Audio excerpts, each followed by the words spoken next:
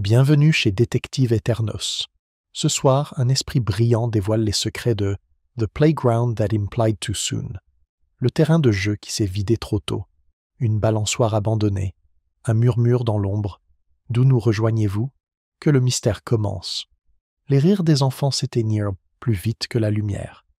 Ce qui avait été un lumineux après-midi de printemps à St. Mary Mead devint étrangement creux lorsque l'horloge de l'église sonna 4 heures et que la cour de récréation, habituellement résonne de cris et de disputes, se tut brusquement. Seules les balançoires bougeaient, grinçant faiblement comme si une main fantomatique les maintenait en mouvement. Madame Pennington, qui se targuait de sa ponctualité au moment du thé, fut la première à le remarquer. De la fenêtre de son cottage, elle aperçut les petites silhouettes dispersées que les mères appelaient à la maison, d'autres disparaissant derrière la haie avec l'agitation de la jeunesse. Pourtant, un enfant restait. Ou plutôt, un manteau. Un petit duffle-coat bleu plié sur le bord du rond-point, comme si son propriétaire s'était simplement absenté un instant. À 5 heures, le manteau était toujours là. À 6 ans, c'était devenu le nouveau sujet du village. Miss Marple, assise dans son jardin avec son tricot et un pot de Earl Grey, entendit les premiers murmures venant de Madame Price Ridley, dériver par-dessus la haie privée, comme un sermon non sollicité. C'est la plus jeune des Hargreaves, Lucy. Où était ce Lily? Elle a laissé ses affaires et a disparu. Croyez-moi, ces enfants modernes n'ont aucun sens des responsabilités. Miss Marple leva doucement les yeux, ses aiguilles s'arrêtant au milieu d'un clic. Les enfants disparaissent rarement par bêtise, ma chère, dit-elle doucement. C'est généralement par peur ou par imitation. Cette remarque était répétée 2 fois avant le coucher du soleil, chaque fois avec une emphase différente, jusqu'à ce qu'elle parvienne au presbytère, sonnant presque comme une accusation. Le soir, l'agent Reeves avait parcouru le chemin de gravier jusqu'au parc, laissant derrière lui des demi-lunes boueuses. Il récupéra le manteau bleu, en fouilla les poches, trouva une bille, un papier d'emballage de bonbons et un bout de ruban plié, et dit à personne en particulier, Best raconta à l'inspecteur. Pas naturel, ça. Le lendemain matin, le village se rassembla devant la clôture de l'aire de jeu. Madame Bantry, avec sa lorgnette, le révérend Clément, tentait de faire sortir les jeunes hommes du garage, debout, maladroitement, les mains dans les poches. Et Miss Marple, petite et sereine, coiffée de son chapeau de paille, observait tout avec une tristesse silencieuse. On demandait aux enfants qui avaient vu Lucie en dernier, qui avait joué à quoi, qui était rentré plus tôt. Les réponses se contredisent. L'une disait qu'elle était partie cueillir des pâquerettes. Une autre jurait avoir pleuré. La seule certitude était qu'à 4 heures précises, elle était là et qu'à 5 heures, elle n'y était plus. Ce fut Madame Hargreaves elle-même, pâle et tremblante, qui fit remarquer l'étrangeté du manteau. « Ce n'était pas du tout celui de Lucie, » murmura-t-elle d'une voix brisée. « Celui de Lucie est rose, celui-là n'est pas le sien. » Un silence s'ensuivit, si profond qu'il semblait engloutir le chant des oiseaux. Le regard de Miss Marple se porta doucement vers le manteau, maintenant étalé sur le banc du parc. Ses boutons dépareillés, ses poignets effilochés comme par une habitude nerveuse. Elle ne dit rien à voix haute, mais son regard passa de Madame Hargreaves à la silhouette silencieuse de Miss Clegg, la gouvernante retraitée qui tenait la maison de jeux informels du village, debout, les bras raides, le regard fixé sur l'horizon. Plus tard, dans le salon du presbytère, où les rideaux étaient retirés pour éviter toute spéculation, Miss Marple écouta le rapport du gendarme. Aucun signe de l'enfant pendant la nuit. La berge avait été inspectée et les bois ratissés. La seule empreinte suffisamment distincte pour être relevée était celle d'une personne plus grande qu'un enfant, de la taille d'une femme, avec un petit talon. Madame Clément frissonna. « Vous ne pensez pas. »« Ma chère, dit Miss Marple, j'ai appris qu'il est imprudent de présumer trop tôt. Les apparences ont la fâcheuse habitude de se modifier du jour au lendemain. Pourtant, tandis qu'elle rentrait chez elle le long du chemin, l'image de ce manteau abandonné persistait, un souvenir laissé non pas par accident, mais intentionnellement. Et quelque part dans ce geste soigné, plié avec un soin trompeur, se cachait le début de quelque chose de bien plus sombre qu'une malice enfantine. Elle s'arrêta près de son portail, écoutant le vent jouer faiblement à travers les balançoires vides, et pensa, une fois de plus, que l'innocence était souvent le voile le plus fin sur la cruauté. Ce matin-là, le vent apportait bien plus que le parfum des lilas. Au petit déjeuner, les rideaux de dentelle de chaque fenêtre de St. Mary Mead s'étaient ouverts d'un pouce, comme si tout le village s'intéressait au temps qu'il faisait, ou plus précisément aux autres. L'enfant disparu est devenu un miroir où chaque foyer voyait son propre reflet, flou et incertain. À la poste, Madame Hartnell murmura à qui voulait l'entendre que la petite Hargreaves avait toujours été un peu bizarre et ne regardait jamais quelqu'un dans les yeux. Monsieur Davies, du comptoir de la boucherie, déclara que c'était la faute de ses gouvernantes si elles étaient devenues trop arrogantes, et les enfants se révoltèrent. Le nom de Miss Clegg flottait à plusieurs reprises parmi les murmures, jamais avec une accusation directe, mais avec ce silence pesant propre à la suspicion rurale. Pendant ce temps, au presbytère, Madame Clément disposait une assiette de scones à laquelle personne ne touchait. Le révérend était assis près du téléphone, attendant des nouvelles de la police de Much Benham, qui avait promis d'envoyer un inspecteur compétent. Sa femme s'occupait de la dentelle sur sa manche. « Pauvre Lucie », soupira-elle. « Enfin, je suppose que ces choses-là finissent parfois par tourner à des malentendus. Les enfants courent là chercher l'attention. Miss Marple, invitée pour un soutien moral et parce qu'elle sait toujours quelque chose sur tout le monde, remua son thé pensivement. Parfois, disait-elle, une disparition est moins le désir d'être retrouvée que le désir de voir quelqu'un d'autre manquer. Madame Clément cligna des yeux. « Pardon ?» Mais Miss Marple se contenta de sourire, le regard fixé sur le vase de tulipes près de la fenêtre. L'une d'elles commençait à faner, sa tige se courbant délicatement vers les autres, comme si elle avait honte d'avoir vieilli plus vite. À midi, l'agent Reeves passa péniblement, en compagnie de l'inspecteur Crail, un homme maigre et grisonnant de Much Benham au visage ridé et qui avait l'habitude de se pincer l'arête du nez lorsqu'il était plongé dans ses pensées. Sa première action fut d'aller à l'aire de jeu. Debout près des balançoires, les mains derrière le dos, il observa la scène comme s'il lisait une lettre désobligeante. Le manteau reposait toujours sur le banc, étiqueté et scellé dans un sac en papier. Miss Marple arriva discrètement, soi-disant pour apporter des sandwichs à Reeves, mais en réalité pour observer. Les questions de Crail furent vives. Qui avait vu l'enfant pour la dernière fois? À quelle heure? Y avait-il des visiteurs ou des étrangers dans les environs? Il écarta les théories avec l'aisance d'une longue pratique. Les enfants ne disparaissent pas, disait-il. Quelqu'un l'avait emmenée, ou elle était partie avec quelqu'un en qui elle avait confiance. C'est souvent la même chose, murmura Miss Marple. L'inspecteur lui jeta un bref regard perplexe. Vous êtes la voisine du vicaire, n'est-ce pas, madame? Oui, j'habite près d'un espace vert. On entend des choses, même quand on essaie de ne pas les entendre. Il eut un léger sourire. Alors, peut-être me raconteras ce que tu as entendu. Miss Marple ne répondit pas immédiatement. Son regard se posa sur le rond-point, dont les barreaux de fer accrochèrent la lumière du soleil en des reflets cruels et perçants. Seulement, Miss Clegg semblait, lassée de ses devoirs. Elle parla assez durement de la façon dont Madame Hargreaves s'occupait des enfants. Elle dit que certaines mères confondent affection et indulgence. Crail a pris note. Et elle s'est occupée de l'enfant hier? Elle a supervisé la récréation, oui, même si elle est partie tôt. Elle a dit qu'elle ne se sentait pas bien. Tandis qu'il parlait, quelques enfants se tenaient près de la clôture, silencieux, les yeux écarquillés. Un petit garçon, Peter Sims, serrait si fort un soldat de bois que la peinture s'était écaillée de son casque. Quand Miss Marple lui fit signe d'approcher, il hésita, puis murmura qu'elle ne jouait pas, vous savez. Lucie. Elle était assise par terre, en train de lasser ses chaussures, et Miss Clegg lui dit de ne pas traîner. Et après ça, le garçon déglutit. Elle regarda les balançoires. Puis elle dit avoir vu quelqu'un derrière les arbres. Mais quand j'ai regardé, il n'y avait personne. L'inspecteur Crail fronça les sourcils. Vous en êtes sûr? Peter hocha la tête solennellement. C'était une femme, dit-elle, avec un foulard. Elle sourit à Lucie. Ce petit détail flottait dans le village le soir, tel un ruban emporté par le vent. Une femme avec un foulard. Tout le monde connaissait quelqu'un qui portait un foulard Madame Price Ridley avec ses fleurs, Madame Bantry en soie, mais personne ne s'attardait près des haies des aires de jeu. À la tombée de la nuit, même le pub était silencieux. Les conversations se transformèrent en prières, puis en inquiétude, et enfin en spéculations plus sombres. Et pendant tout ce temps, Miss Marple, assise à sa fenêtre, observait la faible lueur des lampes apparaître une à une sur la verdure. Le manteau, l'enfant absent, les paroles d'une femme portant un foulard, tout cela s'entrelaçait comme les prémices d'un motif qu'elle avait déjà vu, dans d'autres villages, sous d'autres apparences. Seulement, cette fois, il y avait quelque chose de clairement délibéré dans ce silence.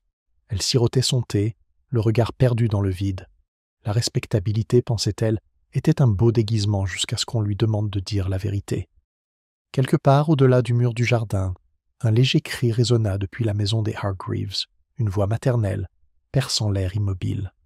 Ils parviennent jusqu'à Miss Marple comme une prière restée sans réponse, et elle comprit que le village ne dormirait pas de si bon cœur cette nuit-là. Le cri s'éteignit, mais son écho semblait planer sur St. Mary Mead comme une cloche sonnant pour une chose non encore confessée.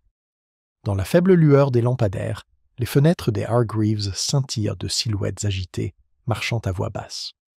L'inspecteur y était retourné après le crépuscule, tandis que Miss Marple, toujours pleine de tact, avait choisi de prendre un chemin plus lent pour rentrer, passant par la verdure comme pour se rassurer sur le fait que le monde suivait encore son rythme habituel.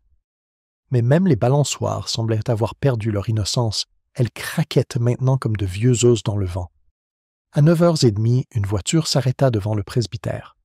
L'inspecteur Crail en sortit avec cette efficacité grave propre aux hommes habitués aux affaires désagréables. Il n'annonçait aucune découverte, seulement la lourde certitude du mystère qui perdurerait. Miss Marple, l'apercevant depuis sa fenêtre, posa son tricot et attendit. Comme elle le disait souvent, la vérité tend à s'égarer chez ceux qui ont la patience de rester immobiles. Lorsqu'il l'appela peu après, elle le reçut avec son calme habituel. « J'ai pensé que vous auriez besoin de thé », dit-elle simplement, comme si la tragédie n'était qu'un invité parmi d'autres qu'il fallait servir avec décorum. Crail accepta d'un hochement de tête. « Les équipes de recherche ratissent toujours les bois, dit-il. Rien pour l'instant. Pas une trace d'elle. Et c'est là le plus étrange, Miss Marple. Il devrait y avoir quelque chose. Les enfants ne disparaissent que pas sans laisser la moindre trace. »« Non, non, acquiesça-elle doucement en versant le thé. Mais parfois, inspecteur, ce que nous ne trouvons pas est en soi un message. Il nous révèle ce qui n'était pas là au départ. » Il fronça les sourcils sans vraiment le suivre, et elle élabora pas. Au lieu de cela, elle changea de sujet avec l'habileté désarmante de celle qui sait toujours quand les hommes préfèrent croire qu'ils ont pensé à quelque chose eux-mêmes.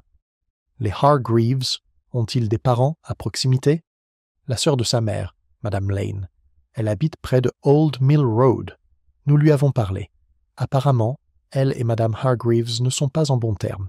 Il y a une histoire de testament, il y a des années. « Ah, dit Miss Marple doucement, ces choses ont de si longues ombres, n'est-ce pas ?» L'inspecteur leva brusquement les yeux. « Vous pensez que c'est une affaire de famille ?»« Je crois, répondit-elle, que là où l'affection a caillé, il faut toujours considérer le goût qu'elle laisse. » Avant que Crail puisse poursuivre sa réflexion, l'agent Reeves apparut à la porte, son chapeau à la main et le visage étrangement pâle. « Nous avons trouvé quelque chose, monsieur, près du ruisseau. » Miss Marple se leva, mais ne dit rien. L'objet s'avéra ne pas être un enfant, mais une poupée maculée de boue, le visage en porcelaine fissurée, un bras manquant. Elle s'était coincée dans les roseaux là où l'eau devenait peu profonde. Reeves la déposa délicatement sur le bureau de l'inspecteur, comme s'il craignait qu'elle ne parle. Madame Hargreaves, en le voyant, émit un son étranglé. « C'est Lucy O. Elle n'allait jamais nulle part sans. »« Est-ce qu'elle le portait hier ?» demanda Crail. « Je ne m'en souviens pas, » dit-elle faiblement. « Elle l'a peut-être oublié. Je n'en suis pas sûre. » Miss Marple, debout près de la fenêtre, remarqua le léger tremblement dans les mains de la femme, non pas celui du chagrin, mais celui de la culpabilité. Pas forcément le sien, mais celui de quelqu'un qui protégeait le péché d'autrui. La poupée devint le nouveau symbole du jour. Les journaux publieraient plus tard son image, nette et posée, mais ce soir-là, elle gisait sous la lumière du gaz comme un objet qui en avait trop vu. De retour dans son salon, Miss Marple songea aux jouets d'enfant, à la façon dont il conservait le parfum de l'innocence longtemps après que celle-ci ait disparu. Elle se souvint d'autres cas, de petites choses égarées qui s'étaient de révéler être la preuve d'une machination bien intentionnée. Elle prit son carnet et écrivit, d'une écriture soignée poupée trouvée là où la rivière se courbe, des tours symboliques. Puis, presque distraitement, elle dessina un petit cercle autour des mots manteau bleu. Au même moment, de l'autre côté du village, l'inspecteur Crail interrogeait Mademoiselle Clegg dans sa petite maison. La femme était assise bien droite sur une chaise, les mains jointes sur les genoux, la voix égale et sèche. Je n'ai pas vu Lucie après 16 heures. Elle semblait distraite tout l'après-midi et refusait de rejoindre les autres enfants. J'ai pensé qu'elle s'était peut-être disputée à la maison. Crail l'observa attentivement. « Tu es parti tôt ?»« Oui, j'avais mal à la tête. La lumière de la cour de récréation me donne des migraines. Et pourtant, vous habitez en face de la cour de l'école. » Elle hésita. « Je trouve le bruit réconfortant. Quand on n'a pas de famille, même le bruit nous tient compagnie. C'était une déclaration qui aurait pu inspirer de la pitié si elle n'avait pas semblé s'y répéter. Lorsque l'inspecteur est parti, mademoiselle Clegg ferma hermétiquement ses rideaux et resta quelques minutes devant le miroir. Son reflet lui renvoyait un visage à la fois précis et fatigué, une légère marque visible près de la clavicule. Elle la toucha distraitement, comme si elle se souvenait de quelque chose de désagréable. Le lendemain matin, Miss Marple reçut la femme du pasteur pour le thé. Madame Clément apporta les dernières nouvelles, naturellement enrobée de bienséance. On dit que la poupée a été retrouvée près de la ferme du vieux Blunt. Vous savez, celle où vivait ce braconnier avant la guerre. On parle encore de la terrible réputation de cet homme. Les gens aiment les réputations, dit gentiment Miss Marple. Elle nous épargne la peine de réfléchir. Madame Clément eut un sourire hésitant, puis se pencha en avant. Vous avez entendu parler du ruban, n'est-ce pas? On dit que le ruban de la poche du manteau correspondait à celui que mademoiselle Clegg utilise pour ses boîtes à chapeau. Miss Marple marque une pause au milieu de sa broderie. « C'est très intéressant, dit-elle. Je me demande cependant combien de rubans un village partage réellement. Les apparences peuvent être terriblement communes. » Madame Clément parut perplexe mais hocha la tête comme si elle était d'accord. En partant, Miss Marple posa son tricot et retourna à la fenêtre. Les balançoires étaient immobiles, l'air lourd d'attente.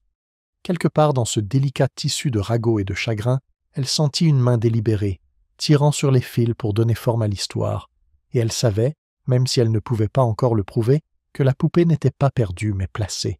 L'idée que la poupée avait été placée et non perdue pesait lourdement sur l'esprit de Miss Marple tandis que le lendemain matin, pâle et inquiet, se levait. Saint Mary Mead régnait le silence tendu d'une pièce attendant que quelqu'un prenne la parole. La place du village, lieu d'ordinaire de bavardage discret sur les recettes de confiture et les avis paroissiaux, retenait maintenant son souffle entre deux spéculations. En milieu de matinée, le constable avait affiché un avis sur le panneau paroissial annonçant qu'une enquête officielle se tiendrait l'après-midi même au presbytère. C'était peut-être un geste de calme, une façon de rassurer, mais chacun savait qu'une enquête, une fois commencée, rétablissait rarement la paix. L'inspecteur Crail avait alors décidé que mademoiselle Clegg, la gouvernante, méritait une attention plus particulière. Arrestation. J'étais trop aguerri pour cela, mais j'avais besoin d'un examen minutieux, du genre qui se fait discrètement jusqu'à devenir inévitable. Elle est convoquée au presbytère à 11 heures. La convocation, soigneusement tapée sur du papier à en-tête de la police, avait été remise par madame Price Ridley, qui se portait volontaire pour ses courses, avec un sens du devoir moral non dénué de tout plaisir. Mademoiselle Clegg arriva promptement, sa tenue impeccable, jupe en laine sombre, chemisier crème noué au cou, gants parfaitement alignés. Seule, une légère rougeur au coin de ses yeux trahissait une nuit blanche. Miss Marple, venue officiellement aider madame Clément à préparer le thé, occupait un siège dans un coin, près des chrysanthèmes. C'était, comme elle le dirait plus tard, un endroit à la fois innocent et instructif. L'inspecteur Crail se conduisit avec une politesse mesurée. « Vous étiez responsable des enfants hier, mademoiselle Clegg ?»« Oui, jusqu'à un peu avant 16 heures. Je suis parti quand j'ai commencé à avoir des élancements dans la tête. Depuis combien de temps occupez-vous de l'enfant Hargreaves ? Presque 1 an. Un enfant calme, quoique sensible. Trop délicat pour les jeux violents. » Miss Marple remarqua le léger pincement des lèvres de la femme au dernier mot, délicat. C'était le genre d'adjectif qui masquait l'impatience. Crail se pencha légèrement en avant. « Et tu n'as rien remarqué d'inhabituel ? Quelqu'un près de l'aire de jeu ? Je ne crois pas. Les mères vont et viennent. Madame Lane est passée plus tôt chez la tante de Lucie. Elle s'arrête souvent pour observer, mais ne parle jamais à l'enfant. Une affaire de famille, je crois. » Cette dernière remarque provoqua une lueur de surprise chez l'inspecteur, et Miss Marple, tricotant tranquillement, sentit le premier léger tremblement d'un soupçon changeant. Madame Lane n'avait jamais été mentionnée auparavant. Dehors, une soudaine rafale secoua les arbres du cimetière. Mademoiselle Clegg jeta un coup d'œil en direction du bruit, son sang-froid ne vacillant que brièvement avant qu'elle ne reprenne son ton mesuré. « Je dois dire, inspecteur, qu'il est très désagréable d'être perçu avec un tel doute. J'ai consacré ma vie à prendre soin des enfants des autres. Si Lucie a été blessée, c'est une tragédie. Mais je n'en suis pas responsable. » Sa voix se brisa légèrement sur cette dernière phrase, une note qui aurait pu être de la sincérité ou une répétition. Après son départ, madame Clément poussa un soupir de soulagement et réorganisa les tasses. Pauvre femme. même si je dois admettre qu'elle semble plutôt fragile. La petite se sent mal à l'aise de traverser. Miss Marple sourit faiblement. La fragilité, ma chère, est souvent l'enveloppe extérieure de la culpabilité ou d'une longue endurance. La difficulté est de savoir laquelle. L'inspecteur fronça les sourcils. Vous pensez qu'elle cache quelque chose ? Oh, je pense que la plupart des gens le sont, répondit-elle doucement.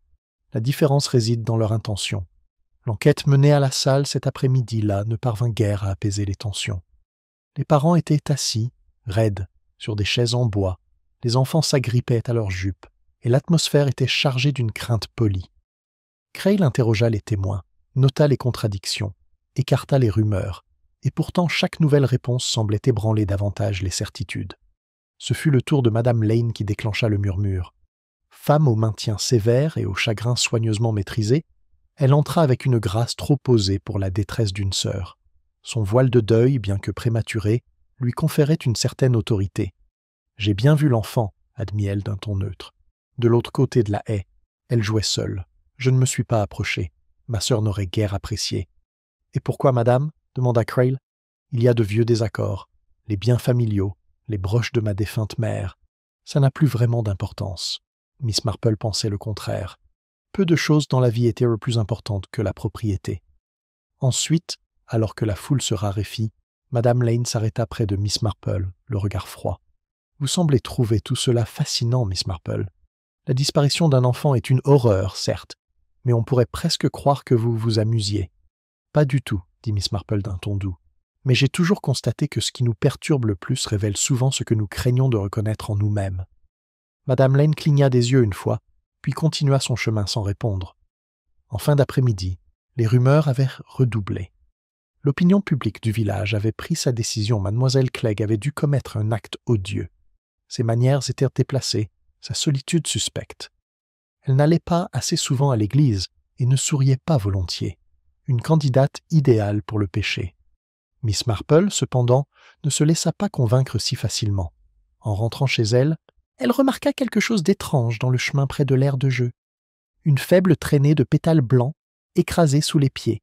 Non pas les marguerites sauvages qui poussaient près du ruisseau, mais des fleurs de camélia, cireuses et pâles, d'une espèce que seule Madame Lane cultivait dans sa serre. Elle se pencha pour en toucher un, puis se redressa, les yeux légèrement plissés. Le soleil couchant éclairait ses lunettes, un éclair avant de s'éteindre. Derrière elle, les balançoires craquèrent à nouveau lentement, délibérément, comme si elles étaient agitées par quelque chose d'invisible. L'air se rafraîchit lorsque Miss Marple atteint son portail, l'esprit encore occupé par les pétales éparpillés dans l'allée. De telles choses, elle le savait, s'envolaient rarement loin de leur source. Les fleurs, comme les mensonges, avaient tendance à tomber près de la main qui les portait. Elle posa son panier sur la table de la cuisine et alluma la petite lampe. Des ombres se formèrent dans les coins, tandis qu'elle évoluait silencieusement dans la pièce, mettant l'eau à bouillir et jetant un coup d'œil à la verdure. Les balançoires étaient encore visibles depuis sa fenêtre. 2 silhouettes ténues s'agitant juste assez pour lui rappeler que quelqu'un avait laissé quelque chose d'inachevé. À 7 heures précises, on frappa à la porte. C'était l'agent Reeves, chapeau à la main, le visage rouge d'effort. « Bonsoir, mademoiselle Marple. L'inspecteur m'a envoyé annoncer la nouvelle. Ils ont trouvé quelque chose plus loin sur le Brookshire cette fois. » Taille-fille. Son expression restait calme. Était-ce celle de Lucie? Madame Hargreaves dit que c'est possible. Difficile à dire. La boue l'a un peu abîmée. Pourtant, elle a été retrouvée non loin de l'endroit où la poupée a été retrouvée. Miss Marple hocha lentement la tête, serrant légèrement la tasse. Et la deuxième? Excusez-moi?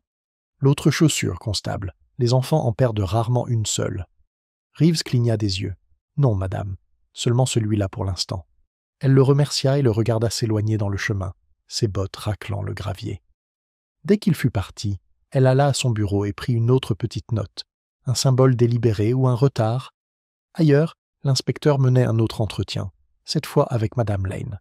Ses camélias étaient admirées depuis des années. Sa serre faisait l'envie de tous les clubs de jardinage du comté. Pourtant, à présent, parmi ses feuilles brillantes et ses fleurs blanches, Crail ressentait une tension qui le rendait méfiant. « On vous a vu près de l'aire de jeu le jour où l'enfant a disparu, a-t-il commencé. Je te l'ai déjà dit, dit-elle sèchement.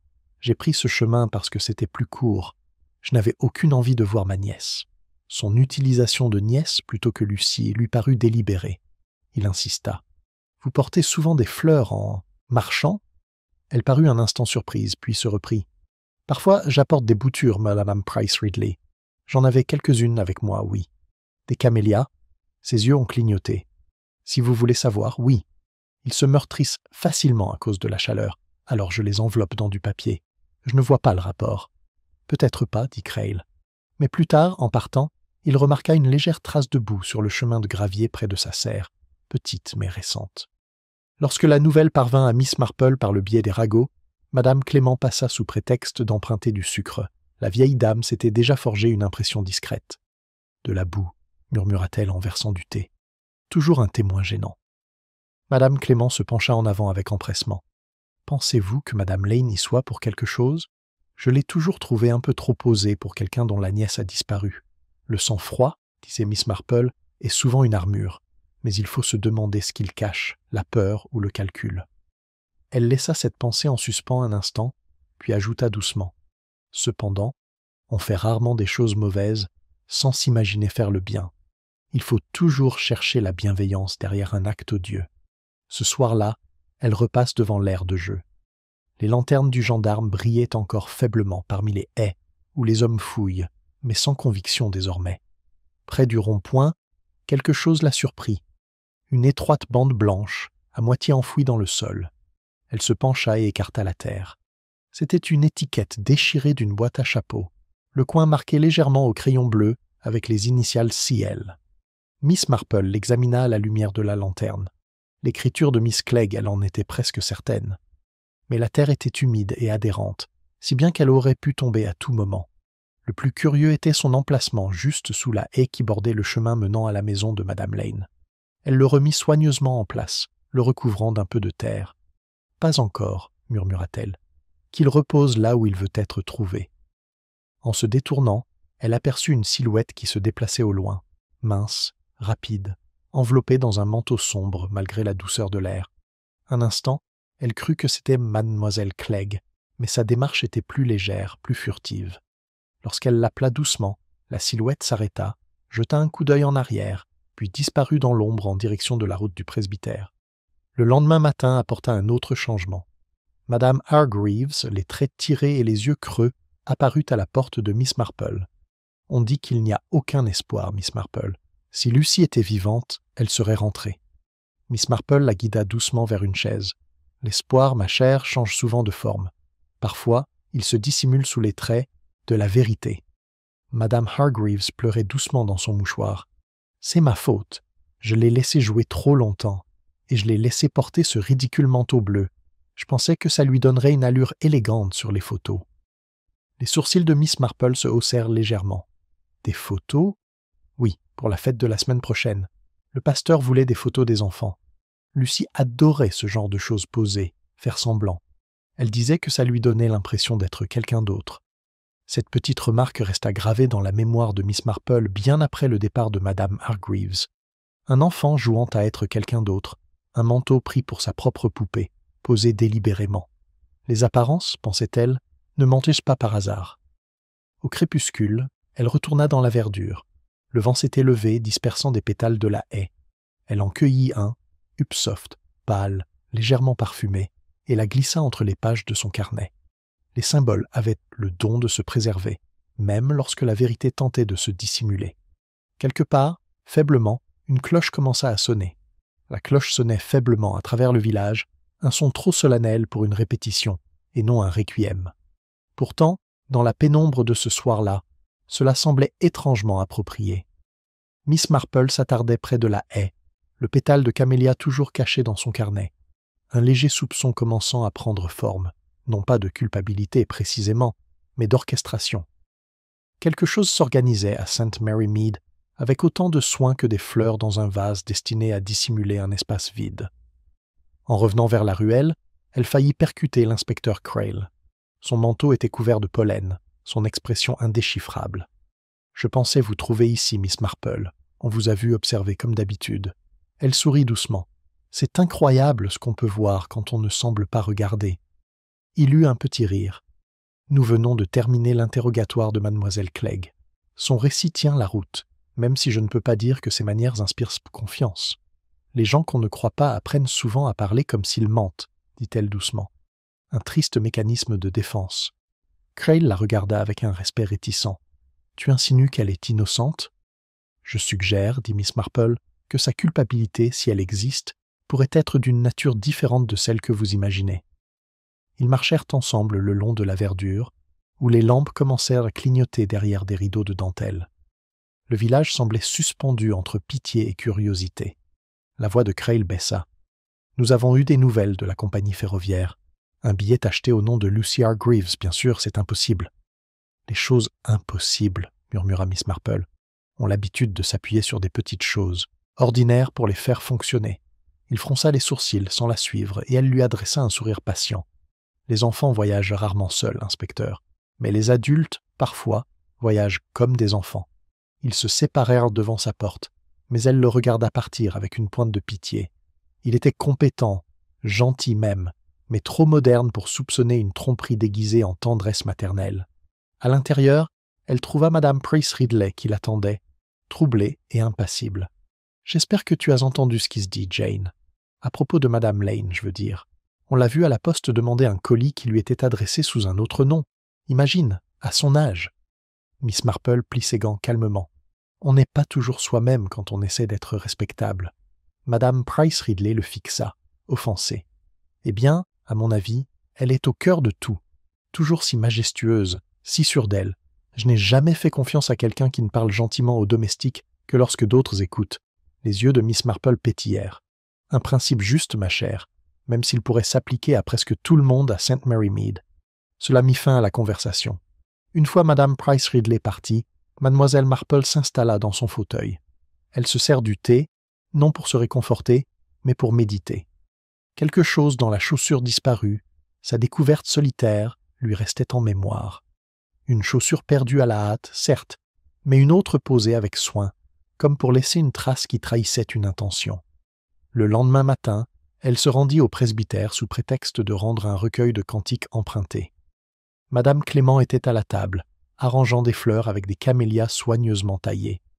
Madame Lane les a envoyées, dit-elle joyeusement, tellement généreux, compte tenu de la pression qu'elle subit. Miss Marple effleura une fleur. Oui, et si délicate. Elle s'abîme facilement, n'est-ce pas ? En effet. Elle les enveloppa dans du papier sulfurisé, imaginant que c'était une attention particulière. Pensive, répéta intérieurement Miss Marple, bien que son regard se soit porté vers le fond du vase, où une légère eau brune suggérait que les tiges étaient là depuis plus longtemps que ce matin-là. Un mensonge non pas verbal, mais temporel. Un coup frappé les interrompit. C'était mademoiselle Clegg, pâle et tendue, son sang-froid réduit à la simple politesse. « Je suis venue vous dire que je quitte St. Mary Mead, dit-elle sèchement. On m'a proposé un poste à Bath. » Madame Clément parut surprise. « Mais l'enquête, vous ne devez surtout pas la quitter maintenant. Pourquoi pas ?» Son ton était cassant. « Je n'ai rien fait de mal, et je refuse de rester là à attendre que les ragots me rendent monstrueux. » Miss Marple l'observait en silence. « Nous essayons tous de fuir l'ombre, ma chère. Le problème, c'est que nous l'emportons avec nous. » Miss Clegg soutint son regard, le défi vacillant de lassitude. « Vous ne comprenez pas. J'ai passé toute ma vie à m'occuper des enfants des autres. Je ne voulais plus jamais revoir un visage effrayé. »« Alors tu ne dois pas, » dit doucement Miss Marple. « Mais fuir change rarement le point de vue. » Les yeux de la femme brillèrent, puis se durcirent. Elle partit brusquement, laissant derrière elle un léger parfum de lavande et de culpabilité. Ce soir-là, l'inspecteur Cray le rappela. La patience à bout. « Nous avons retrouvé ce billet de train, dit-il d'un ton sombre. Il avait été acheté à Much Benham par une femme du nom de Claire Linton. »« Claire, » répéta Miss Marple. « Un choix curieux. Trop proche de Clegg pour être une coïncidence. Peut-être. Mais le nom de jeune fille de Madame Lane était aussi Linton. » Le silence qui suivit fut doux mais pesant. Miss Marple se leva et alla à la fenêtre. Dehors, le clocher de l'église se détachait sombrement sur le ciel déclinant. « Voyez-vous, inspecteur, dit-elle finalement, le problème avec la respectabilité, c'est qu'elle donne à tout le monde la même écriture. » Il fronça les sourcils. « Que veux-tu dire ? Ce qui signifie que les bonnes femmes et les femmes coupables écrivent tous souvent leurs intentions dans la même écriture délicate. » Crail soupira. « Vous parlez par énigme, Miss Marple, juste pour vous épargner la prose la plus laide. Lorsqu'il est parti, Miss Marple resta à la fenêtre. Les pétales du camélia de la veille, pressés entre les pages du carnet, avaient commencé à brunir. Boards, un rappel silencieux que la beauté, comme la vérité, se fane lorsqu'elle est trop souvent manipulée. Les lumières du village scintirent faiblement sur la verdure. De la maison des Hargreaves parvint un son sanglot, rire, qui la fit s'arrêter. Elle ne savait pas de quelle émotion il s'agissait. Et dans cette incertitude, elle sentit l'affaire se rapprocher de son cœur. Les rires, si c'était bien de cela qu'il s'agissait, se transformèrent en silence, laissant le village dans un silence trop complet pour être paisible. Miss Marple resta près de sa fenêtre, la douce lumière de la lampe sur son visage, ses aiguilles à tricoter toujours à côté d'elle, oubliées, comme une tâche à moitié terminée. Le bruit provenant de la maison des Hargreaves la troubla, non pas parce qu'il était étrange, mais parce qu'il était humain. Peu de choses, songea-t-elle, étaient aussi facilement prises pour de la folie que le soulagement. Un coup frappé à la porte la fit sursauter. C'était encore l'inspecteur Crail, le visage marqué par la fatigue, la voix teintée d'une pointe de frustration. « Il y a du nouveau, dit-il sans ménagement. Un corps a été retrouvé, en aval, au-delà du vieux moulin. » Elle resta silencieuse un instant. Son regard se posa sur le pétale de camélia, encore bruni et fragile, posé près de sa tasse. « L'enfant » demanda-t-elle doucement. Il secoua la tête. « Non, une femme. » Le mot tomba comme une pierre dans l'eau.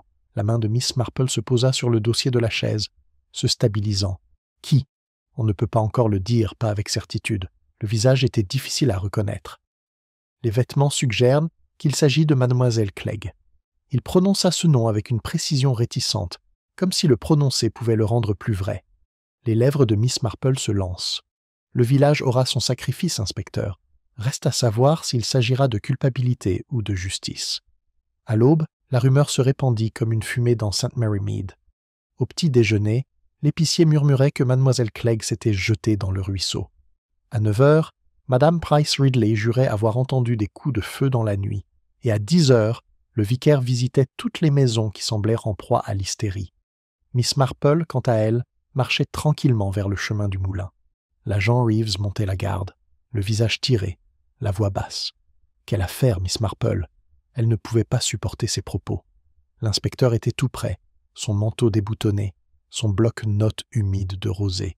« Nous avons trouvé ceci près du corps, » dit-il en lui tendant un mouchoir froissé. « Monogrammé. C'est elle. » Son regard s'attarda sur les lettres. « Comme c'est pratique, » murmura-t-elle. Crail fronça les sourcils. « Pratique ? Trop ordonné, inspecteur. La tragédie est rarement aussi ordonnée. » Il hésita, jetant un regard vers l'eau. Si ce n'était pas le suicide, alors quoi? Elle était effrayée au bord. Tout le monde le savait. « Oui, dit Miss Marple, et les gens effrayés meurent souvent seuls, de peur. Mais cela semble planifié, presque charitable. » Charitable? Répétitif. Elle regarda les roseaux, leurs extrémités ondulant faiblement dans la brise. Quelqu'un voulait que Miss Clegg soit reconnue coupable. Alors, on lui accorde une échappatoire qui la fait paraître coupable. Plus tard, au presbytère, la conversation passe de la pitié à la bienséance. Madame Clément, pâle mais posée, préparait les rubans noirs pour la messe. « C'est affreux, Jane, » dit-elle à l'arrivée de mademoiselle Marple. « Et la pauvre madame Hargreaves insiste sur le fait qu'elle ne supporte plus la vue de la cour de récréation. Elle dit qu'elle lui paraît maudite. » Miss Marple aida à attacher un ruban. « La culpabilité aime déménager, ma chère, quand elle ne peut plus rester tranquillement en elle. » À ce moment-là, madame Lane entra, l'air calme, le visage caché par un voile de veuve, bien qu'elle n'en fût pas une. « Je suis venue vous apporter tout le réconfort possible, » dit-elle de sa voix calme et experte. Quels que soient les défauts de mademoiselle Clegg, elle les a payés cher. Miss Marple tourna légèrement la tête. « Vous parlez avec conviction, madame Lane. On dirait presque que vous savez ce qu'elle a payé. » Une lueur d'irritation passa sur les lèvres de la femme. C'était clair.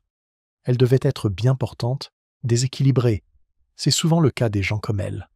Le regard de Miss Marple se porta sur la broche épinglée au camélia du collier de madame Lane, sculptée en ivoire. « C'est affreux, murmura-t-elle, que nous soyons si promptes à prendre conscience de la maladie. » Les mots flottaient entre eux comme un léger courant d'air dans une pièce fermée. Après le départ de madame Lane, madame Clément soupira. « Tu as été plutôt dure avec elle, Jane. »« Peut-être, mais seulement parce qu'elle semblait habituée à répéter. Ceux qui mentent le font souvent avec des phrases parfaites. Le soir, le village avait accepté l'histoire. Miss Clegg s'était noyée de honte. L'enfant disparue était présumée morte. L'ordre, bien que fragile, était rétabli. Les rideaux étaient tirés, des prières murmurées, et les commérages, vêtus de deuil, retrouvaient leur rythme. Mais Miss Marple ne participa pas à ce retour silencieux. Elle s'assit près de sa fenêtre, carnet ouvert, traçant les lettres, ciel avec son crayon, jusqu'à ce qu'elles deviennent floues. Claire Linton, Clara Lane, Clegg. Les initiales étaient identiques, mais leur signification était différente. Elle se souvenait de la remarque imprudente de Madame Hargreaves. Lucy aimait faire semblant d'être quelqu'un d'autre.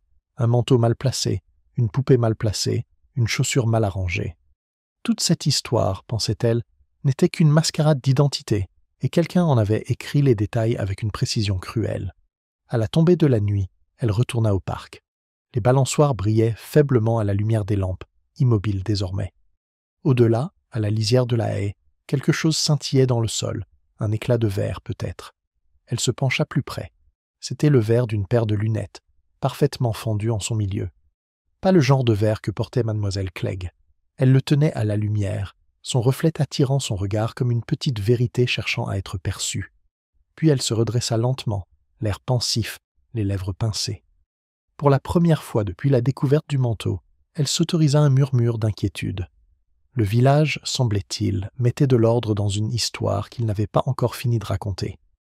La lentille fissurée capta une dernière fois la lumière de la lampe avant que Miss Marple ne la glisse délicatement dans sa poche. Elle resta immobile, le visage tourné vers la maison des Hargreaves, où une seule fenêtre brillait encore de la veillée maternelle, ou peut-être d'autre chose. Le vent soufflait doucement à travers les haies, emportant avec lui le faible écho d'un rire, non cruel cette fois, mais incertain, comme quelqu'un qui se souvient comment parler comme un homme ordinaire. Le lendemain matin, l'inspecteur Crail avait déclaré l'affaire officiellement close. Un tragique accident après une condamnation, avait-il confié au vicaire, qui hocha gravement la tête et répéta l'information à sa femme, laquelle la rapporta ensuite à Madame Price Ridley avant même qu'elle n'ait retiré son chapeau. St. Mary Mead encaissa le verdict avec une grande satisfaction, soulagée, sinon convaincue. Miss Marple, cependant, gardait le silence. Elle vaquait à ses petites occupations avec son calme habituel, tricotant près de la fenêtre, soignant ses géraniums, s'arrêtant de temps à autre pour noter une brève note dans son petit carnet. Pour l'observateur non averti, elle retrouvait simplement la paix qu'il avait si longtemps définie. Seuls ceux qui la connaissaient bien auraient en perçu la faible lueur d'une détermination sous cette sérénité. C'est au goûter cet après-midi-là qu'elle décida de son expérience discrète. Elle invita Madame Hargreaves et Madame Lane la rejoignit, ce qui fit immédiatement remarquer à la femme du pasteur que c'était plutôt courageux, vu les circonstances. Miss Marple se contenta de sourire. « Oh, pas courageux, ma chère, simplement curieux. » Les deux femmes arrivèrent à quelques minutes d'intervalle, chacune vêtue comme pour un jugement. Madame Hargreaves était pâle et tremblante, son châle de deuil trop serré. Madame Lane, elle, était d'une grande sérénité, une main gantée posée sur son sac à main. « Quel réconfort, Miss Marple, commença Madame Hargreaves d'une voix fluette, de voir quelqu'un de sensé. Le village est bien intentionné, mais on parle beaucoup de Lucy, de Miss Clegg One, et il ose à peine sortir.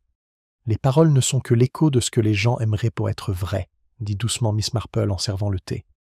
Pourtant, il est extraordinaire de voir à quelle vitesse le village oublie un enfant. Seul le souvenir de la culpabilité semble perdurer. La tasse de Madame Lane s'arrêta à mi-chemin de ses lèvres. De la culpabilité, Miss Marple, c'est sûrement du chagrin que vous parlez. Le regard de Miss Marple croisa le sien par-dessus le bord de sa tasse. Parfois, ils sont indiscernables, surtout quand l'un soulage l'autre. Madame Hargreaves émit un petit rire étranglé, comme pour dissiper le froid qui régnait dans la pièce. « Oh, il ne faut pas parler si sombrement. Lucy était ma lumière. Je ne peux pas la considérer comme partie. » Miss Marple inclina la tête. « Peut-être pas. Certaines lumières ne changent que de teinte. » Un silence s'ensuivit, de ceux qui mettent à l'épreuve la personnalité. Madame Hargreaves s'agita sur sa chaise, faisant tourner son mouchoir. Madame Lane, au contraire, restait parfaitement immobile, le regard fixe, la voix un peu trop posée lorsqu'elle parlait. L'inspecteur déclare qu'il n'y aura pas d'enquête plus approfondie. Nous devons accepter la tragédie telle qu'elle est. Oui, dit doucement Miss Marple, tel qu'il est, ou peut-être tel qu'il a été prévu. La tasse de thé tient légèrement contre sa soucoupe dans la main de Madame Lane. « Pardon ? J'ai réfléchi au symbole, » poursuivit Miss Marple d'un ton léger. Une poupée abandonnée au bord de la rivière, une simple chaussure, un manteau bleu, une erreur.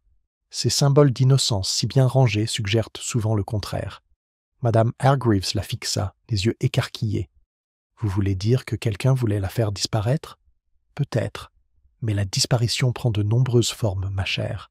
Certaines personnes se contentent de changer le nom de la personne disparue. » Les joues de Madame Lane pâlirent lentement. Elle se releva brusquement. « C'est grotesque, Miss Marple. Vous insinuez quoi exactement ? Que tu as aimé autrefois l'enfant de ta sœur, dit Miss Marple à voix basse, et que quelque chose, l'envie, peut-être, ou le remords, a transformé cet amour en possession. Le genre de possession qui ne supporte pas la vérité de son propre reflet. » Madame Hargreaves émit un léger son, halètement, sanglot. « Tu ne peux pas penser à Éléanore. Dis-lui qu'elle a tort. » Mais le calme de Madame Lane avait craqué. « Vous êtes tous fous, » murmura-t-elle. Cette misérable gouvernante avait commencé tout ça. Ses mensonges, ses murmures, elle voulait me faire souffrir. Elle voulait. Le ton de Miss Marple était doux comme la cendre. « Que voulais-tu, Lane ?» Les lèvres de la femme s'entr'ouvrirent, puis se refermèrent. Le tic-tac de l'horloge emplit l'espace entre elles, insupportablement bruyant. Puis, dans un soudain mouvement d'instinct de survie, Madame Lane rassembla ses gants, son sac et son sang-froid. « Vous avez une imagination débordante, Miss Marple. Je vous conseille de vous concentrer sur votre tricot. » Une fois partie, Madame Hargreaves s'affaisse sur son séant, tremblante. « Vous l'avez effrayée terriblement. »« Pas effrayée, » dit doucement Miss Marple, rappelée à son souvenir. « De quoi ? Cette vérité, ma chère, est bien plus difficile à enterrer qu'un corps. » Ce soir-là, Miss Marple laissa sa lampe allumée tard. Elle écrivit un court mot à l'inspecteur Crail, mentionnant le verre cassé et suggérant, sans explication, qu'il se renseigne sur une paire de lunettes récemment remplacées, chez l'opticien Mudge Benham. Elle le scella soigneusement et le déposa près de la porte. Avant de se retirer, elle retourna à sa fenêtre. De l'autre côté de la verdure, la maison de Madame Lane se dressait dans l'ombre, mais un léger mouvement animait derrière ses rideaux une silhouette qui arpentait la pièce, s'arrêtant, puis reprenant son cours. Le rythme de la culpabilité, pensa Miss Marple, était rarement paisible, et tandis qu'elle baissait la lampe, elle réalisa qu'une vérité, au moins, commençait à se révéler. La cour de récréation s'était vidée trop tôt, comme prévu. Quelqu'un avait eu besoin du silence pour remettre les pendules à l'heure, avant que le village n'entende le cri. La nuit céda lentement la place à l'aube, d'un gris qui semblait réticent à s'éclaircir. La lampe de Miss Marple brûlait encore faiblement lorsqu'on frappa doucement mais avec insistance. Elle ouvrit la porte et trouva l'inspecteur Crail, l'air grave mais alerte, comme si un fil invisible venait de se tendre dans la mallette. « J'ai suivi votre conseil, » dit-il sans hésiter. L'opticien le confirma. Une nouvelle paire de lunettes commandée la semaine dernière par Madame Eleanor Lane, monture cassée, verre gauche fissuré. Elle prétendait les avoir laissés tomber sur le chemin près de l'aire de jeu. Miss Marple inclina la tête, sans surprise. Quelle conscience de sa part de se souvenir d'un détail si facilement vérifiable. Crail fit une légère grimace. « Tu avais raison, je suppose. C'est une étrange version des choses, je veux dire. Elle jure ne jamais avoir été près du ruisseau cet après-midi-là. Pourtant, une de ses chaussures était couverte de boue lors de notre première visite. On oublie souvent ce que leurs chaussures ont appris, dit doucement Miss Marple. Dites-moi, l'inspecteur, avez-vous retrouvé sa vieille paire de lunettes abandonnée quelque part ? Il hésite. Non. Nous avons fouillé la serre, sa coiffeuse et l'allée. Rien. Alors elle les garde, murmura Miss Marple. On garde toujours ce qui nous rappelle le moment où les choses ont basculé. Il a étudié son visage. Tu crois que c'est le cas ? Je pense qu'elle garde son sang-froid, répondit-elle. Et le pire dans un spectacle, c'est toujours le silence qui suit les applaudissements. En fin de matinée, le village sentait déjà un changement de vent. Madame Price Ridley déclara qu'elle n'avait jamais cru la pauvre mademoiselle Clegg capable de se noyer, et que, par conséquent, Madame Lane devait savoir quelque chose depuis le début. La postière confia que Madame Lane avait reçu une lettre le matin même, cachée de la poste étrangère sans adresse de retour. L'enveloppe, ajouta-t-elle, avait été déchirée immédiatement après lecture. Miss Marple passe la journée à observer tranquillement. Elle visita le presbytère avec son tricot, s'arrêta près de l'aire de jeu pour admirer les jonquilleres printanières et échangea quelques mots agréables avec Reeves près du pré. Le soir, sa patience fut récompensée. À 6 heures précises, elle vit Madame Lane sortir de chez elle, voilée, une petite valise à la main. Elle ne se dirigeait ni vers l'église ni vers le magasin, mais vers la vieille route menant à Much Benham. Mademoiselle Marple la suivait à distance discrète, d'un pas léger et assuré sur le gravier. Le sentier serpentait le long de la haie qui bordait le ruisseau. L'air était humide et sentait vaguement le fer et l'algue. Madame Lane s'arrêta près du virage, à l'endroit même où le corps de mademoiselle Clegg avait été retrouvé, et regarda autour d'elle. Puis elle s'agenouilla, écartant la terre de ses mains gantées. Quelque chose de pâle brillait sous la boue. Une chaussure d'enfant. La voix de Miss Marple, calme et distincte, rompt le silence. Comme c'est triste, Madame Lane, que la gentillesse exige une répétition aussi minutieuse. La femme se figea. Lentement, elle se retourna, son visage presque fantomatique sous le voile. « Tu m'as suivi, seulement parce que je pensais que tu pourrais rendre ce qui ne t'a jamais appartenu. » Madame Lane se redressa, les mains tremblantes, mais son ton était calme. « Vous ne comprenez pas. Je voulais qu'on le retrouve. Pour montrer qu'elle ne s'était pas enfuie. Je voulais seulement qu'elle puisse tourner la page. »« Fermez », répéta Miss Marple en s'approchant. Un mot si poli pour dire dissimulation. C'est dommage, même si la boue parle d'elle-même. Ça parle de timing, voyez-vous. Et cette petite chaussure a été enterrée il y a moins d'une journée. Le sang-froid de Madame Lane se brisa comme l'objectif de Miss Marple. « Je l'ai fait pour ma sœur, pour Eleanor Hargreaves. Elle se serait effondrée si on lui avait dit que l'enfant lui avait été enlevé. Comme ça s'est terminé par une grâce. » La miséricorde, dit Miss Marple à voix basse, est un mot qui change de forme selon qui le murmure. La respiration de la femme était saccadée. « Tu crois que je lui ai fait du mal ? Lucie ? Je n'aurais jamais pu. Je l'aimais plus que cette pauvre femme ne l'avait jamais fait. Elle me ressemblait, tu sais. Les mêmes cheveux, la même démarche. On disait même. » Sa voix faiblit, ses yeux écarquillés comme si elle voyait quelque chose qui n'était pas là. Le ton de Miss Marple s'adoucit, non pas accusateur, mais terriblement doux. « Et elle vous appelait tante, n'est-ce pas ? Toujours tante Eleanor, jamais mère. Ça a dû faire mal après toutes ces années passées en second. » Les épaules de Madame Lane tremblaient. Elle voulait m'accompagner ce jour-là. Je voulais seulement l'emmener chez moi, pour quelques heures, afin qu'elle puisse me confier ses secrets. Je ne voulais pas, oh, je ne voulais pas. La confession se transforme en sanglots. Miss Marple attendit, laissant le silence envahir l'espace jusqu'à ce qu'il devienne insupportable. Quand elle parla enfin, ce fut presque un murmure, et lorsqu'elle se glissa dans le ruisseau, tu le remis en ordre. Tu disposes la poupée, le manteau, le ruban. Tu en fis une tragédie digne d'être racontée. La réponse de Madame Lane résonna comme un souffle contre une vitre. On ne peut rien prouver de tout ça. Non, dit Miss Marple, mais j'imagine que ta conscience l'a déjà fait. Elle se retourna, sa silhouette menue mais inflexible, se détachant sur le verre brumeux. Venez avec moi, Madame Lane. L'inspecteur Crail sera ravi de votre aide, et j'imagine que vous vous sentirez plus légère, une fois que vous aurez cessé de faire semblant d'être en deuil. Alors qu'ils retournent au village, la première cloche de l'église commence à sonner l'heure, régulière, lugubre, presque bienveillante. Dans l'une des chaumières, un rideau trembla. La nouvelle se répand rapidement au petit déjeuner. Mais Miss Marple savait que l'histoire n'était pas tout à fait terminée. Derrière chaque confession se cachait une seconde, plus discrète, attendant d'être entendue. Et quelque part, dans le rythme de ses pas lents et sans hâte, elle pouvait déjà l'entendre se former. Ils marchaient en silence, le gravier crissant sous leurs pieds, un bruit à la fois ordinaire et insupportable. La brume commençait à se lever, révélant la flèche de l'église pâle et solide, s'élevant au-dessus des toits de St. Mary Mead. Le voile de Madame Lane flottait légèrement sur sa joue. Ses mains serraient la petite valise comme une bouée de sauvetage. Bien qu'elle ne contienne rien de précieux, rien, peut-être, si ce n'est l'illusion du contrôle. L'inspecteur Crail les attendait au presbytère à leur arrivée, convoqué par le message urgent de Reeves. Son regard oscillait entre les deux femmes, la vieille fille imperturbable et la veuve tremblante, avec une pointe d'incrédulité. « Qu'est-ce qui se passe, Miss Marple ?» demanda-t-il prudemment. Miss Marple replia ses gants avec une parfaite maîtrise. « Je crois que Madame Lane souhaite apporter une précision, inspecteur, concernant certains arrangements concernant sa nièce. » Le sang-froid de Madame Lane vacilla. « J'ai tout dit. J'ai trouvé la chaussure de l'enfant, et je voulais épargner à tout le monde cette conversation. Sa voix tremblait sur ce maudit rechange, comme si elle en goûtait désormais l'amertume. Crail l'a étudié attentivement. « Et pourtant, tu ne nous as pas apporté la chaussure. Tu l'as enterrée.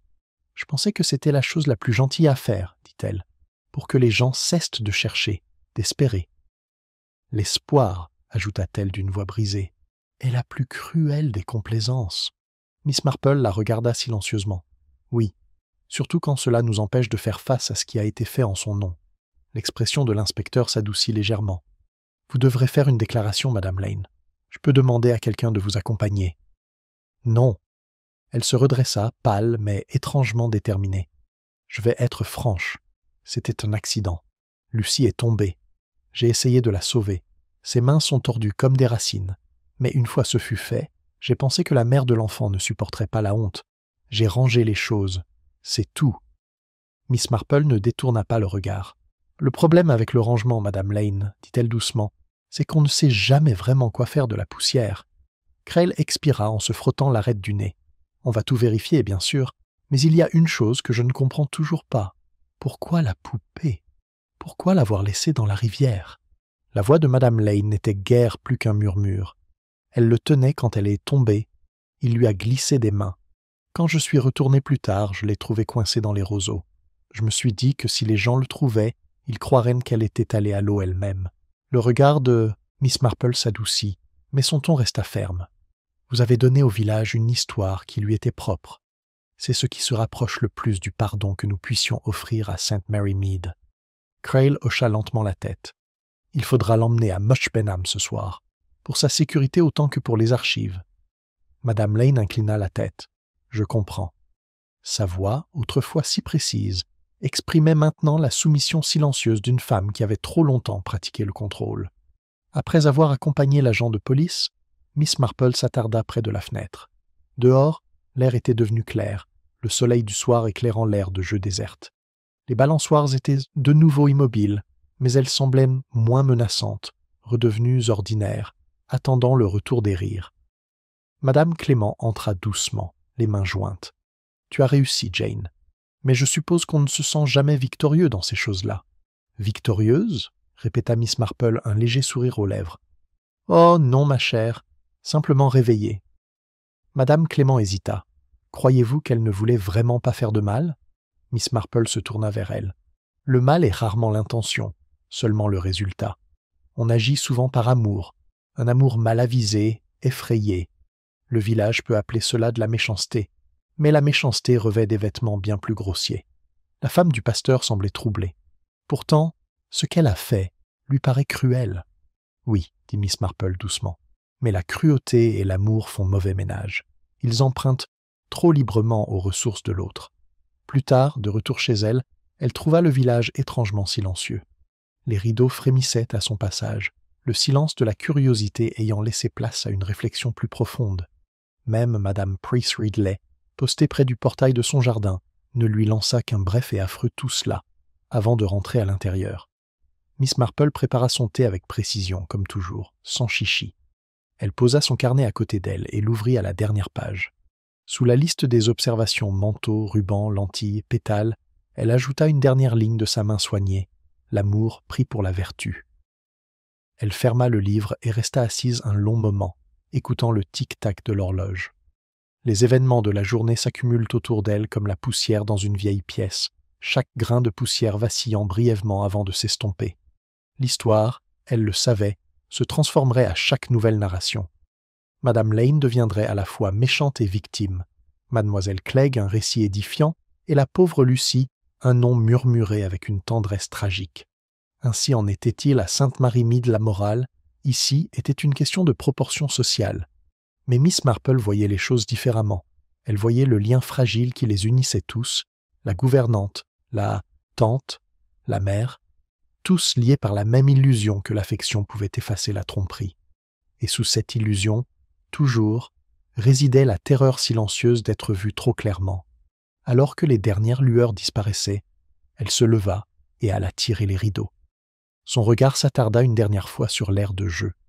Le rond-point luisait faiblement sous le lampadaire, sa surface polie par l'absence. Elle pensa, avec un soupir, que l'innocence n'était pas un état perdu une fois, mais récidivant, par petites touches polies. Puis elle éteignit la lampe. Le village s'éveillait demain matin aux tables du petit-déjeuner et aux murmures, à la culpabilité clarifiée et à la sympathie repliée sur elle-même. Elle seule se souviendrait du manteau bleu et du son d'un rire qui n'appartient pas à la joie. Le matin arriva pâle et lavé, comme si la nuit avait lavé le village de toutes couleurs et l'avait laissé silencieux, dans l'expectative. St. Mary Mead avait l'air d'une scène après le lever du rideau, le public rentré chez lui, les échos persistants dans les poutres. Seuls subsistent les choses ordinaires, l'odeur du pain grillé, le vrombissement d'un vélo dans la rue et le faible tintement de la cloche de l'église annonçant un nouveau jour digne de ce nom. Miss Marple était assise près de sa fenêtre, avec son plateau de petit-déjeuner, les yeux rivés sur l'air de jeu. Les enfants reviendraient bientôt, elle le savait. Les mères échangeaient des sourires hésitants, comme pour prouver que la vie avait repris. Elle le faisait toujours, même si elle ne reprenait jamais exactement le même ton. De l'autre côté du pré, on entendait le pas mesuré de l'agent Reeves, les épaules carrées, la foulée lourde d'un devoir réticent. Il inclina son chapeau en passant, s'arrêtant à la grille. « L'inspecteur est parti pour Mush Benham, mademoiselle Marple, dit-il. Madame Lane doit faire une déposition complète ce matin. Ce ne sera pas facile pour elle. » Miss Marple inclina la tête. « Non, mais la vérité est rarement vraie. » Il s'attarda un instant, tripotant son carnet. « On dit que vous avez résolu le problème, madame, que vous le saviez depuis le début. » Elle esquissa un sourire amusé. « Mon Dieu, non, j'ai simplement écouté agent. C'est stupéfiant ce qu'on apprend quand on ne cherche pas à être malin. » Lorsqu'il est parti, elle referma enfin son carnet et le posa soigneusement près de sa tasse. Sa main s'y attarda un instant avant de se lever. Il y avait du réconfort dans l'ordre, un petit ordre domestique du moins. On pouvait laisser le reste du monde se débrouiller à sa manière imparfaite. Cet après-midi-là, le presbytère vibrait d'une excitation contenue. Madame Clément cueillait des fleurs pour l'autel et Miss Marple arriva pour l'aider. L'église devait célébrer une courte cérémonie en mémoire de tous les enfants disparus, avait annoncé le révérend, évitant avec tact de citer des « Non, c'est gentil, non ?» dit Madame Clément en arrangeant les lits. « Ça donne matière à réflexion. La pauvre Madame Hargreaves se donne à fond. Elle est venue me voir ce matin et veut recommencer un cercle de lecture. Vous me croirez ?» La voix de Miss Marple était bienveillante. Le deuil recherche souvent la respectabilité. Cela lui donne l'impression d'être employable. Madame Clément hésita. « Crois-tu qu'elle pardonnera un jour à sa sœur ?»« Elle l'a déjà fait, » répondit Miss Marple. « À sa manière.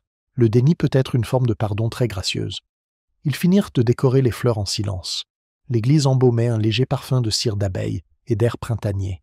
Alors que Miss Marple déposait le dernier vase sur l'autel, une petite silhouette sur le banc le plus éloigné attira son regard, une enfant blonde, qui balançait nonchalamment ses jambes en traçant des motifs dans le bois. L'espace d'un instant étrange, le cœur de Miss Marple fait un bond. Mais ce n'était qu'une des élèves de l'école du dimanche du vicaire qui attendait sa mère. Les apparences, pensait-elle, n'avaient pas fini leur petit jeu. La semaine suivante, l'incident était devenu un fait divers plutôt qu'un événement. Madame Price Ridley, autoproclamée gardienne de la moralité locale, déclara que la tragédie avait rassemblé le village, même si personne ne parvenait à s'accorder sur la manière dont cela avait été fait. L'aire de jeu fut réparée, le manteau bleu repeint, la poupée et les preuves du spectacle furent désormais enfermées, loin de la mémoire de St. Mary Mead. Seuls les camélias devant l'ancienne demeure de Madame Lane demeurèrent, témoins discrets, perdant leurs pétales trop tôt cette année-là. Miss Marple passe un de ses après-midi à prendre le thé avec Clément. L'inspecteur Crail les rejoint brièvement, avant de retourner à Much Benham. Il avait l'air las mais pas malheureux. « Elle a suffisamment avoué pour comprendre, » dit-il. « Il prétend qu'elle a paniqué.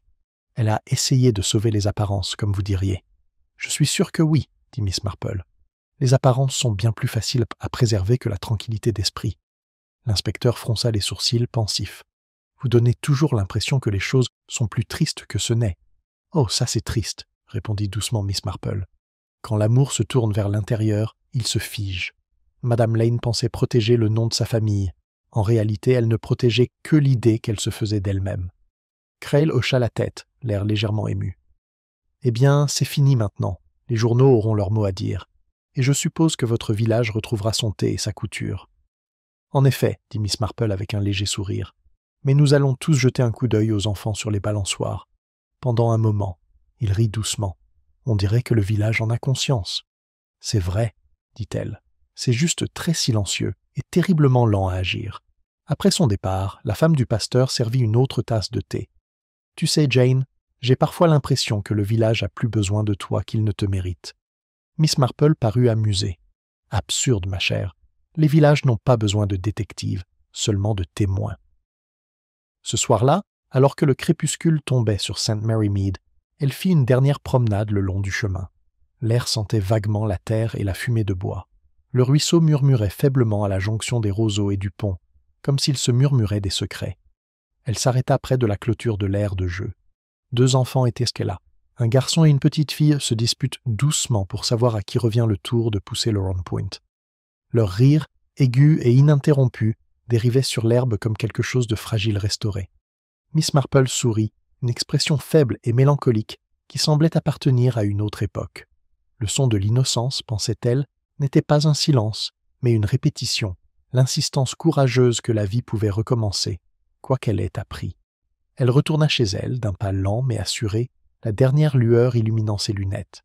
De sa poche, elle sortit un petit morceau de ruban plié, celui qu'elle avait trouvé dans la poche de son manteau bleu, et le déposa délicatement sur le montant de son portail avant d'entrer.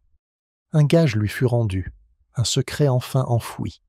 À l'intérieur, elle mit sa bouilloire à bouillir. L'horloge tique sur la cheminée, mesurée et sereine. Dehors, la cloche de l'église sonnait l'heure, régulière et indifférente, comme pour annoncer que la vérité temporelle s'était perpétuée en silence.